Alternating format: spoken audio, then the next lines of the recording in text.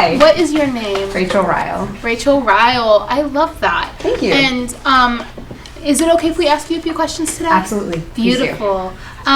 What role that you've done in the past do you feel most connected with? Let's see. Probably I did an animation where I was a fortune teller and had to be very elusive and speak kind of secretly and whatnot, and I felt connected to that because sometimes in my own little world I tend to pretend I'm an elusive being and I have all the answers, even though I don't. But yeah, I connected with that the most because it kind of felt more natural to become that character. Okay. What techniques do you use to prepare? Yes, so for preparation of either a character or just in general for voice acting? Just in general. Okay, I tend to do vocal warm-ups. I will read poetry to kind of stay connected and find that inner art within myself. I do a lot of salt rinses too to keep my vocal cords clean and drink lots of water to stay hydrated. And I just practice every day as well. Okay, and then what do you do when you're trying to get into a character? So I will go through and I'll read the script and kind of see what the character, the consistent themes with the character.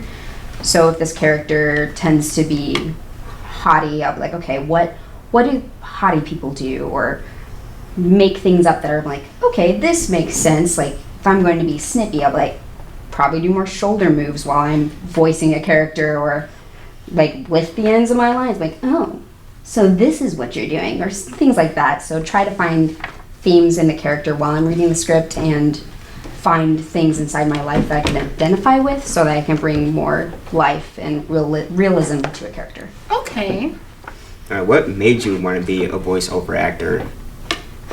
So I guess it's one of those things where as a child I would imitate noises for cars or alarms or birds, and I always found myself wanting to entertain. So I would make movies with my brothers, and I think the combination of those is what pushed me. And someone once said, oh, you have a great voice, you should be a voice actor. And I was like, you know what? Let's try it out. And there I became. That's beautiful.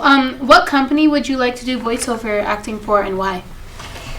Recently, I've been interested in AVO Talent agency. They have a lot of the big voice actors like Matt Mercer, for example, and I look up to those voiceover actors so much. So it would be great to eventually, in my career, be great enough of a voice actor that I can join that talent agency. Okay. Let's hear some voices, two of them. Okay. Do you want to give me a character, or do you want me? I want you to figure it out all on your own. Okay. Let's see. Tell us about eating chocolate cookies as your character. I love eating chocolate cookies. Like, you just get the chocolate and every single day it's my fix. It's my drug of toys. That's perfect. Can we hear one more, please? Okay. Let's see. Can you go little kid? Little kid? Like a little boy that's always upset about his mom, or his sister that's stealing his Game Boy all the time and his toys. Yes, I can do that. That's perfect. Thank you so much for coming in today. And here's some business cards. We're going to pretend like we don't know you. Okay. So, hi, what's your name, love? Rachel Ryle. Rachel Ryle. I love that. Thank you. Very cute. Is it okay if we ask you some questions today? Yes, please. Of course, beautiful. So, what type of roles have you done in the past, and what do you feel most connected with, and why? Roles that I've done for acting, I've been consistently cast as the very bitchy character. Okay. I think that is probably because I have a decent resting bitch face. Sorry to use that It's word, okay. but No, it's the best way to fine. describe it, very controlling and authoritative. Ooh, have been the best okay. way. I don't necessarily connect with those, but I think it's kind of hilarious since Is it I that generally you tend to play err on the exact side of opposites? being nice and then like, hey, let's put you in this character. All right. It's very nice to play someone who is totally not you. Yes. There we go. Okay. What is your type? My type would probably be. I could probably play the seductive, sexy character. I could also play the girl next door, the character you hate very much. I can play that. Dolores Umbridge. Oh yeah. The cats. Hated Wearing her more pink. than Voldemort. Yeah. Probably, yes. And leading types and supporting. Okay, beautiful. What is your strength? For acting, I think my strengths are pulling from, in a sense, method acting, pulling from past experiences and finding what I can relate to in that character to bring that character to life. Okay. What other skills do you have? So I can play guitar. I can. Trying to go through the acting skills list.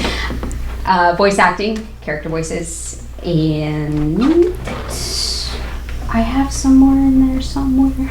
More in there somewhere. I used to do archery as well. I'm a little rusty. It's been a while, But do you think if you needed it for a role, you would be able to pick it up again? yes. Beautiful. We love a Katniss Everdeen. Do you have a passport? I do. Yes, Beautiful. Do you speak any other languages? I do not currently. How far would you go to tell a story of a character? I think I would go far enough to get into the character, but not too far to, in a sense, be destructive. I think that if the role required losing weight or gaining weight, I would do it, or required research. I'm all about that as well because I want to portray the character as realistic as possible to convince the audiences of the story that we as a group are trying to tell. Okay, beautiful. Thank you so much for meeting with us today. Thank you, I appreciate it. Have a wonderful